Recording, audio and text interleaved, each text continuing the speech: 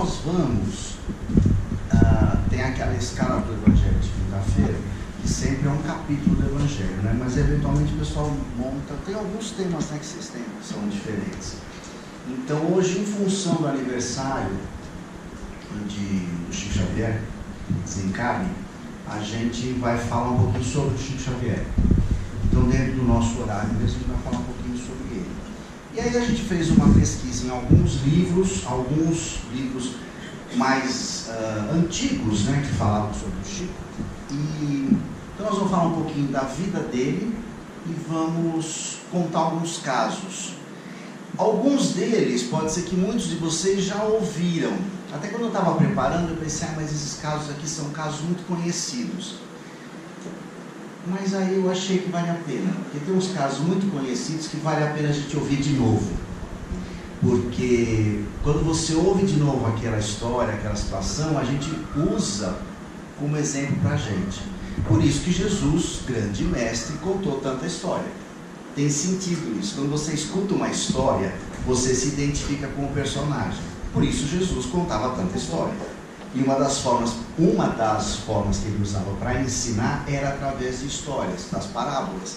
Porque a gente escutava a parábola, se identificava com o personagem, como a gente quando lê um romance e gosta, e se identifica com um personagem que é bacana. O ruim é quando a gente se identifica com um personagem que não é bacana, né? E a gente vai seguir o que ele falou, o que ele fez. O ideal é que a gente siga aquele que é o bonzinho, não aquele que não é tão bonzinho assim. E Jesus usava esse recurso. Então eu acho que é interessante contar uns causos do Chico, como um bom mineiro, né? Vamos contar uns causos do Chico e falar um pouquinho sobre a biografia dele, que também é interessante para a gente poder localizar enquanto época, né? Se a gente consultar na internet, Wikipédia, você encontra muita informação. Wikipedia, você encontra muitas informações. E no Google também, não é Google, né? No Google.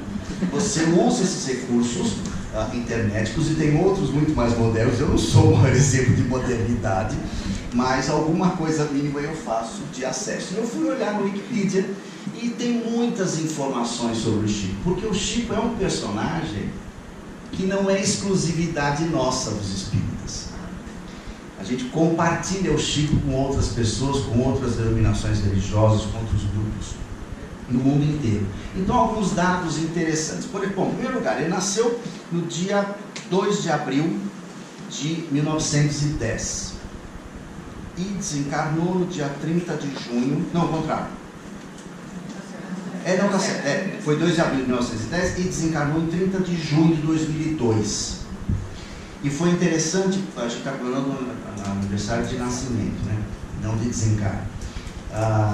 Quando ele desencarnou foi um dia de festa, porque o Brasil tinha ganho a Copa, e ele até tinha falado que era legal ele partir num dia de festa para passar despercebido.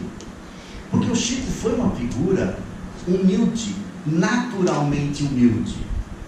Muitas vezes as pessoas são humildes porque estão tentando ser humildes e essa humildade não é muito sincera e a gente percebe isso. Mesmo a gente às vezes quer ser humilde e não é muito, então a nossa humildade fica um pouquinho falsa. Às vezes a gente consegue ser sincero na nossa humildade. Mas o Chico ele era naturalmente humilde, muito simples, na acepção da palavra. E ele queria sair despercebido mesmo, porque ele sabia que seria o desencarne dele, iria impactar para muitas pessoas.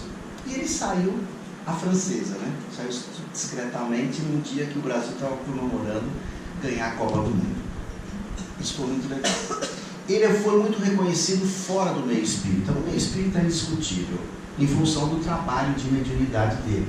Chico ele teve uma vida profissional, ele foi funcionário público, trabalhou durante muitos anos, se aposentou no começo dos anos 60 com um problema grave de vista, se aposentou e a partir daí ele continuou se dedicando exclusivamente ao trabalho espiritual, porque ele já fazia isso, ele começou a vida dele como médium, ele conciliava o trabalho profissional com o trabalho dele de médium. Quando ele se aposentou, ele continuou se dedicando integralmente ao trabalho mediúnico. Trabalhar só para Jesus. E nesse período que ele trabalhou muito, ele teve contato com as pessoas, ele tinha uma vida normal. Daí já vem um exemplo para a gente. para a gente poder ajudar e fazer o bem do próximo, não precisa estar sem fazer nada na vida. Até porque quando você está sem fazer nada na vida, você não faz nada. Não é? Vocês já repararam, quando você precisa de alguma coisa, não peça para alguém desocupado, que essa pessoa vai poder te ajudar. Que a pessoa muito, quando eu estou falando muito desocupado, um pouco desocupado tudo bem. Agora aquela pessoa muito desocupada, que tem o tempo inteiro livre, ela não consegue fazer nada, porque ela não tem tempo para fazer, porque ela não sabe administrar o tempo. Porque o legal é você usar o seu tempo para fazer algumas atividades. Você não precisa correr o tempo todo. Tem momentos da vida que você corre mais, tem momentos da vida que você pode correr menos. Mas ter atividade, ter ocupação é algo muito saudável. E ele se dedicou ao trabalho profissional dele, e quando ele se aposentou, ele continuou se dedicando integralmente ao trabalho que ele já tinha antes, que era o trabalho espiritual.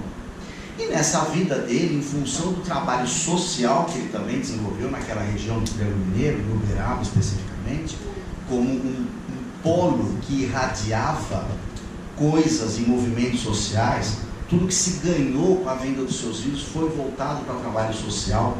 Então ele foi um grande pivô que criou condições e levantou muito dinheiro, porque ele escreveu centenas de livros, que foram editados milhões de exemplares. Então muito dinheiro isso deu, e esse dinheiro não foi para ele. Ele sempre assumiu: eu não sou o autor, eu sou o médium, eu sou o intermediário. Então ele não ficou com nada disso. Ele tinha a casa dele lá em Uberaba, porque ele trabalhou, ele conseguiu comprar um imóvel e ele morava na casa dele, mas fruto do trabalho dele.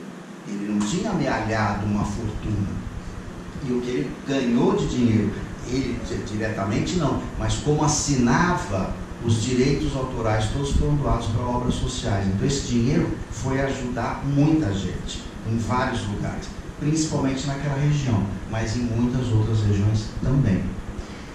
E por isso ele foi um cara muito conhecido e reconhecido e respeitado. Tanto é que ele foi indicado para o Prêmio Nobel da Paz. Não conseguiu ser eleito, mas ele foi indicado. Uma indicação para o Prêmio Nobel da Paz já é uma coisa de reconhecimento. Ele foi indicado, ele ganhou comenda em Minas Gerais. Ele foi, uma vez o SBT fez um concurso, o maior brasileiro de todos os tempos, ele ganhou esse concurso, foi indicado como o maior brasileiro de todos os tempos, em função da sua obra, não apenas mediúnica, mas também a obra social que ele representava. Então foi uma pessoa que se dedicou em favor do próximo o tempo todo. E ele teve uma vida difícil, porque a mãe dele desencarnou, eles eram muito pequenininhos, tinham vários irmãos, e aí o pai pegou e espalhou os filhos para várias pessoas cuidar. Ele ficou com uma madrinha que tratou ele muito mal, ele comeu o pão que o diabo amassou. Essa expressão é bem apropriada para a vida que ele teve durante o tempo que ele viveu com essa madrinha, porque ela era complicada. E ele passou por uma situação muito difícil. E ele conversava muito com a mãe dele, em espírito. Ele já tinha essa mediunidade de conversar. E ela sempre dando apoio para ele, dando carinho, dando atenção e reforçando que ele tinha que fazer tudo direitinho, tinha que colaborar, tinha que ajudar. As coisas mais malucas que a madrinha propunha, ele fazia. Coisas muito esquisitas mesmo, ele sempre fez tudo que ela pedia. Só que isso também teve um tempo, tudo tem um prazo de validade, até o sofrimento. Aí o pai dele casou-se de novo, e a madrasta reuniu todos os filhos.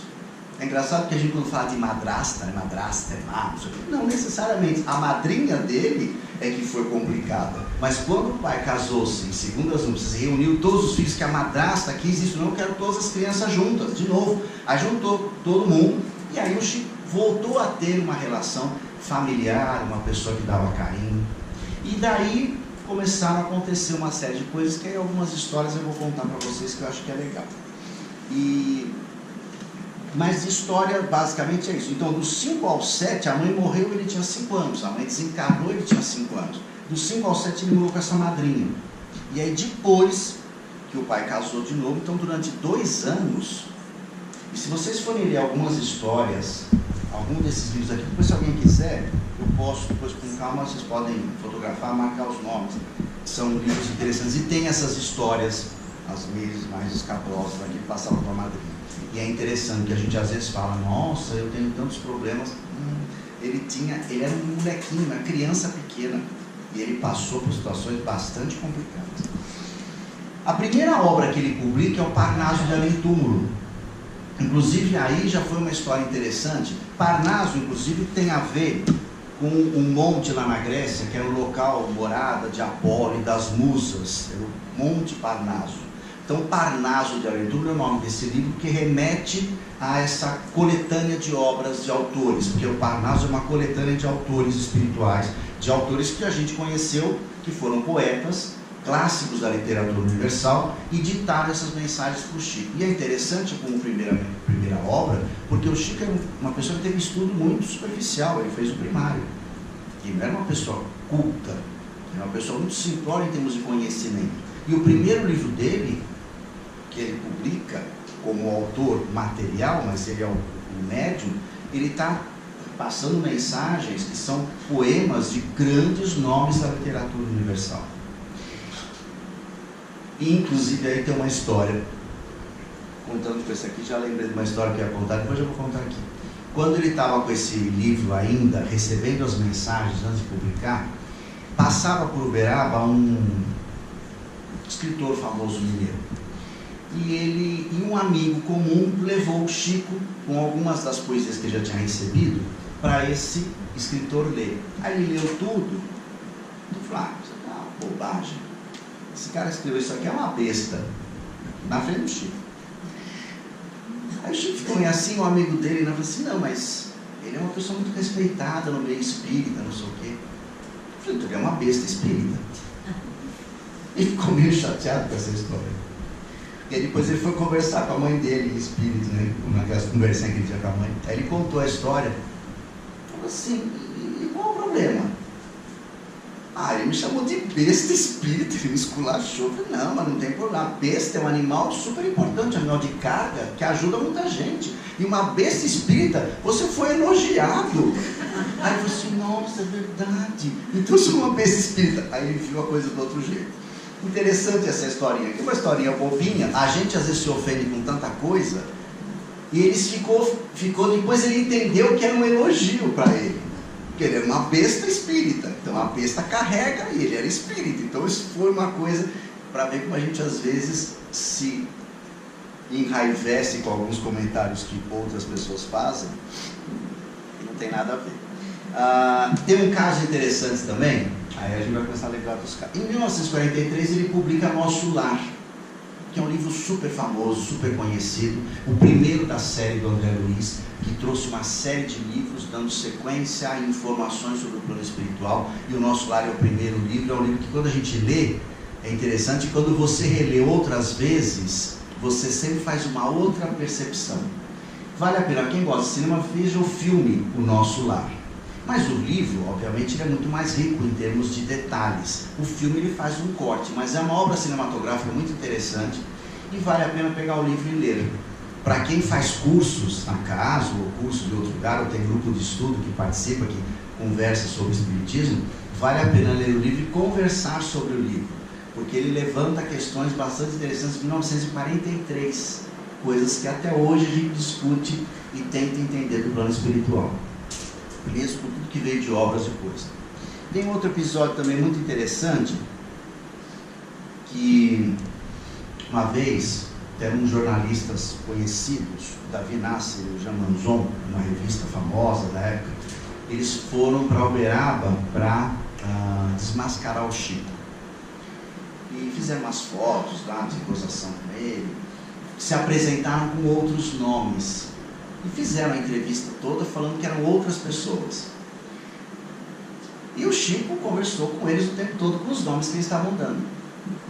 Na hora de ir embora, o Chico pegou um livro, fez uma dedicatória para cada um, fechou, entregou para eles levaram embora, e eles vinham comentando no caminho de volta que eles tinham enganado o Chico. O pessoal fala tanto que é um médium, a gente enganou ele direitinho.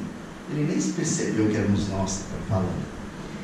E tudo bem, foram embora. Aí quando eles estavam chegando já, um deles abriu o livro, e depois ele falou para o outro abrir o livro também. Falou assim, abre o livro e veja a dedicatória. Ele tinha dedicado a eles os nomes deles mesmo. Ele sabia o tempo todo que eram aqueles conhecidos repórteres famosos, né? Ele o tempo todo sabia, mas ele Claro que o Emmanuel, os espíritos devem ter falado para ele, olha, são esses caras, né? Mas ele falou, você quer enganar? Vocês estão querendo se enganar, mas na dedicatória pode dar o nome deles, né? Eu falo que eu sou o João, mas lá Francisco vem na dedicatória. Então ele sabia o tempo todo quem era. Então quem foi enganado?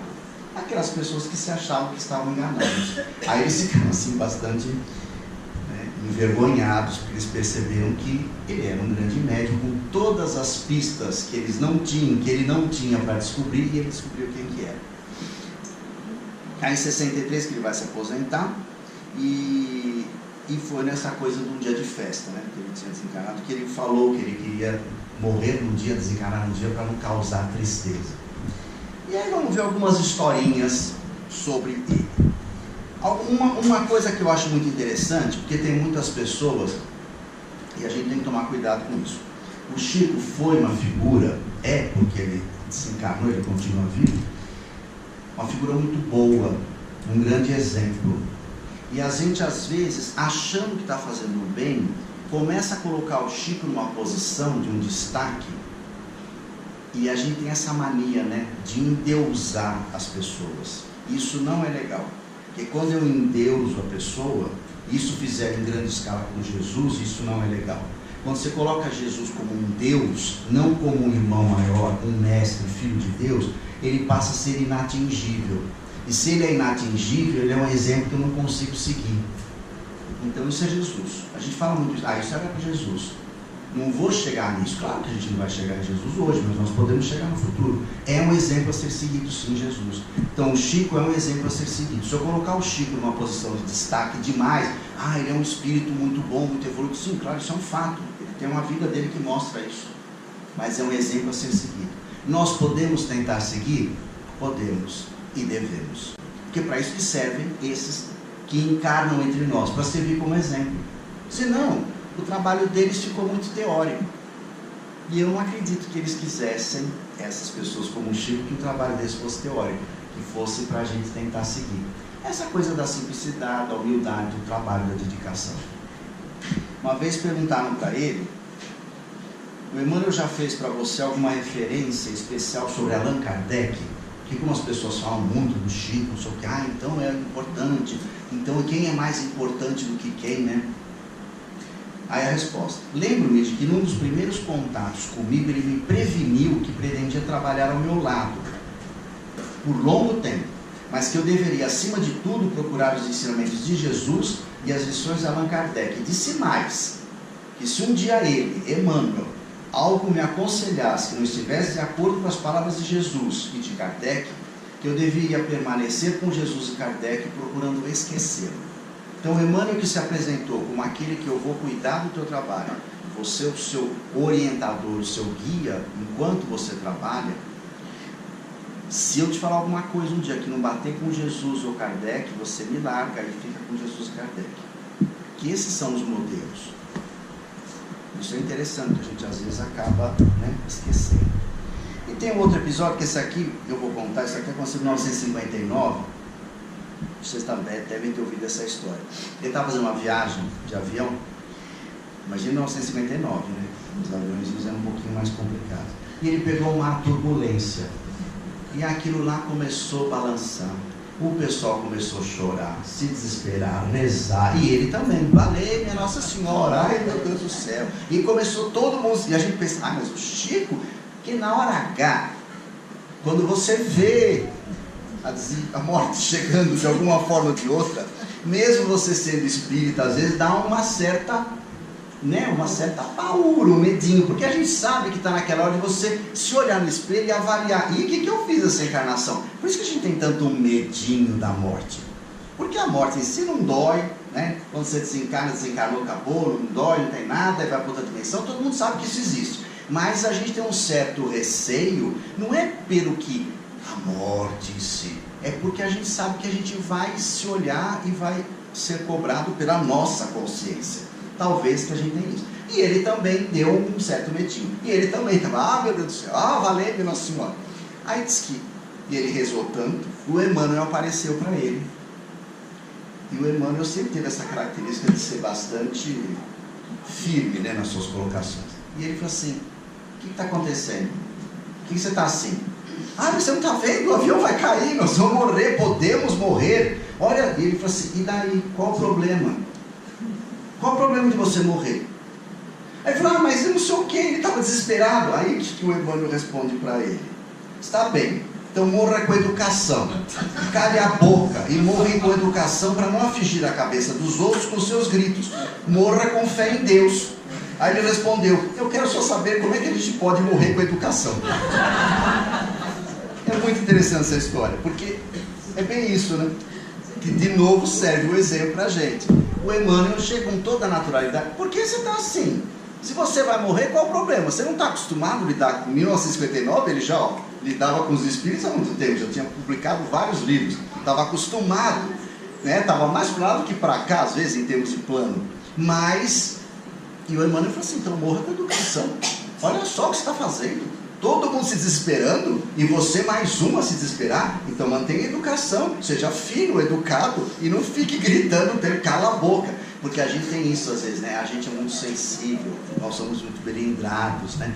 Os espíritos mais evoluídos, eles são muito carinhosos, muito amorosos, muito amoráveis, mas em algumas situações eles são muito firmes. Jesus tem episódios no Novo Testamento que ele foi de uma firmeza muito grande. Quando ele expulsou os vendilhões do templo, ele não chegou assim, ah, meus queridos filhos, não façam isso aqui na casa do Papai do Céu, eu estou muito triste com vocês, não façam mais isso. Foi assim?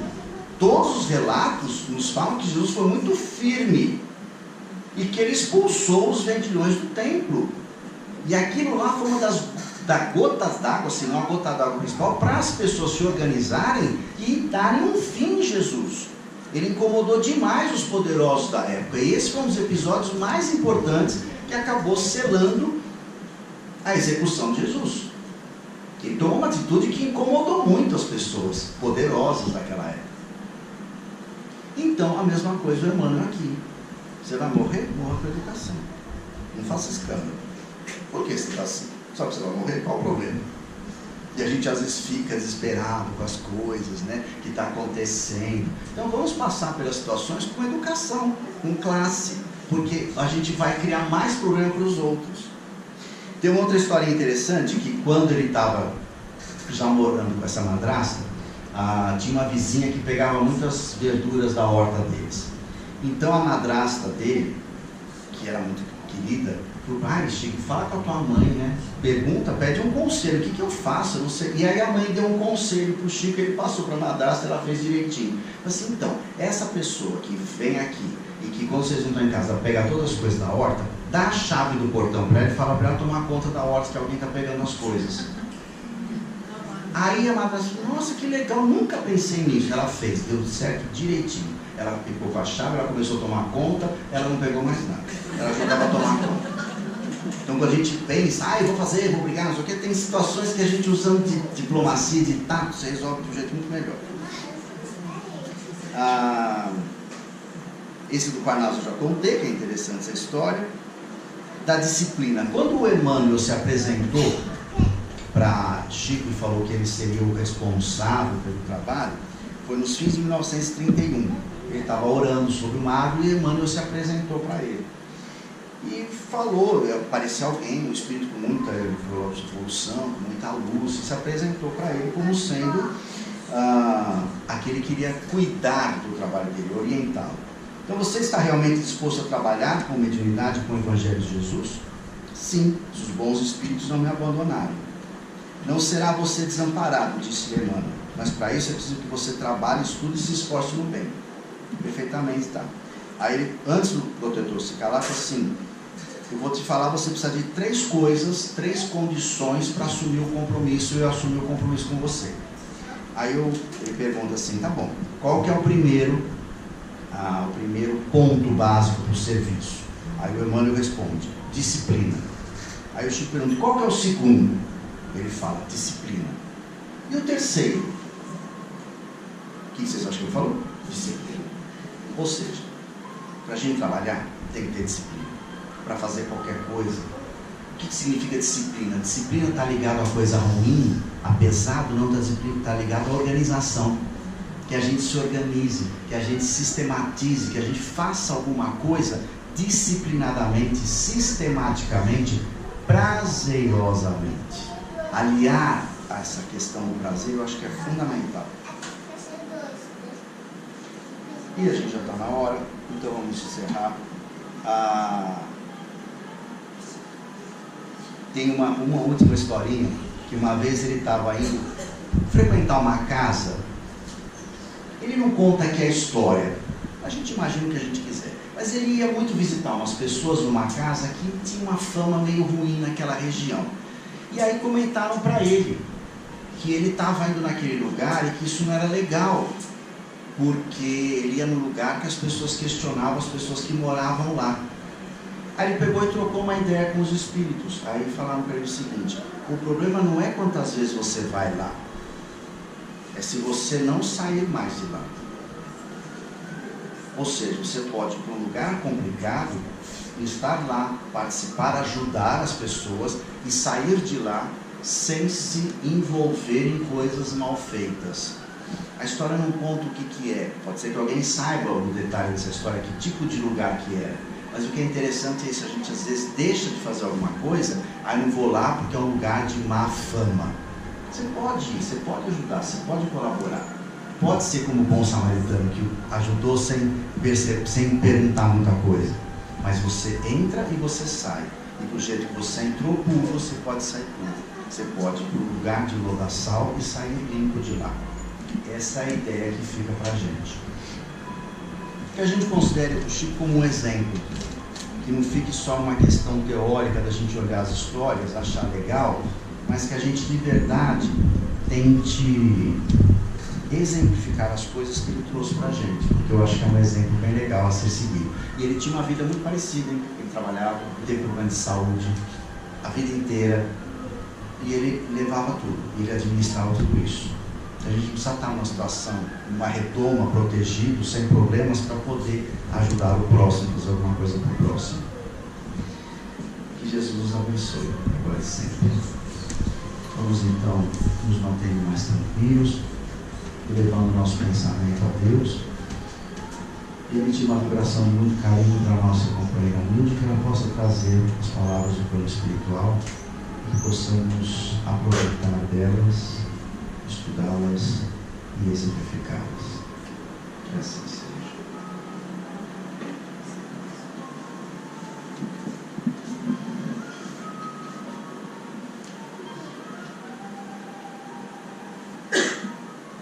Boa noite, queridos amigos. É um prazer estar com todos numa noite tão alegre, em que se comemora, que se conversa, que se fala, que se aprende algo sobre uma figura tão interessante, tão atraente, tão alegre, tão trabalhadora, tão disciplinada quanto foi Chico Xavier. E esta casa tem uma relação íntima, grande com Chico Xavier. Que o nosso querido amigo Torinho, sua esposa, seu cunhado, sempre estiveram na companhia de Chico Xavier lá em Uberaba, e de lá traziam as informações, as emoções, as vibrações, o carinho. E a casa foi sendo construída aos poucos, dentro dessa filosofia que Chico nos ensinou. O trabalho com disciplina dignifica o homem, traz harmonia, traz sucesso, traz progresso.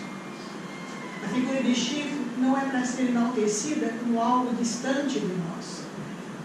Ele foi um homem comum, que tinha uma mediunidade preciosa, que respeitava a sua mediunidade, que deu a ela a oportunidade de transformá-lo numa pessoa que trouxe para todos nós uma série de ensinamentos enormes, que estão aí nos livros, que podem ser adquiridos, que podem ser estudados e que permanecerão no planeta Terra sempre com uma luz iluminando os caminhos daqueles que querem aprender algo sobre a doutrina. A doutrina dos Espíritos é algo humanamente fácil de ser seguida, desde que tenhamos dentro de nós boa vontade, dignidade, respeito, amor. É isso que Jesus nos ensinou.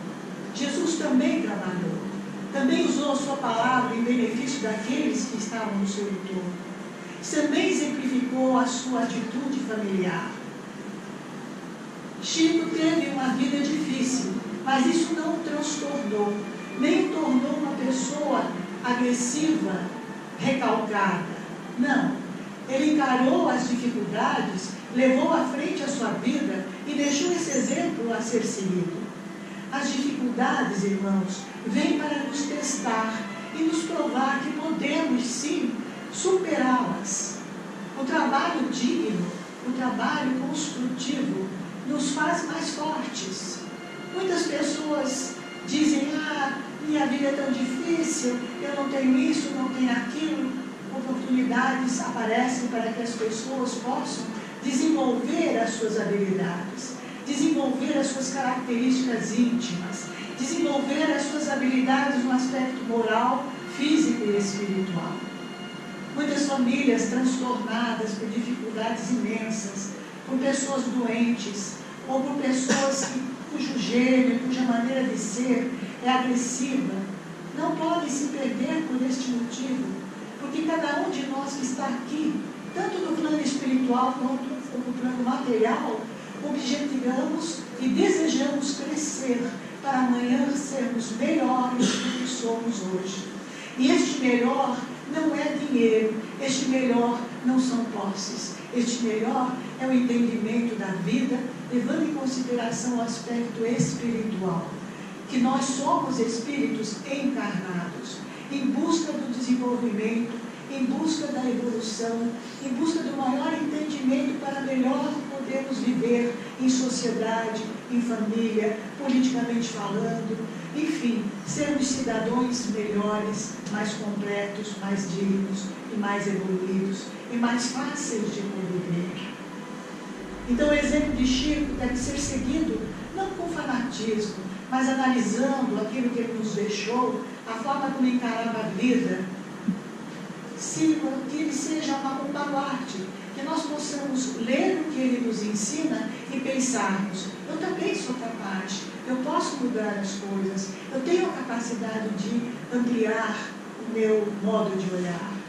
E os médiuns, aqueles que têm a capacidade de receberem as entidades espirituais, que tenham o entendimento de que nós, médiuns, nada fazemos além de oferecermos parte do nosso corpo, ou seja, a nossa parte vocal, para que seja usado pelos amigos espirituais que não têm mais essa parte vocal, não têm mais a possibilidade de verbalizar e serem ouvidos.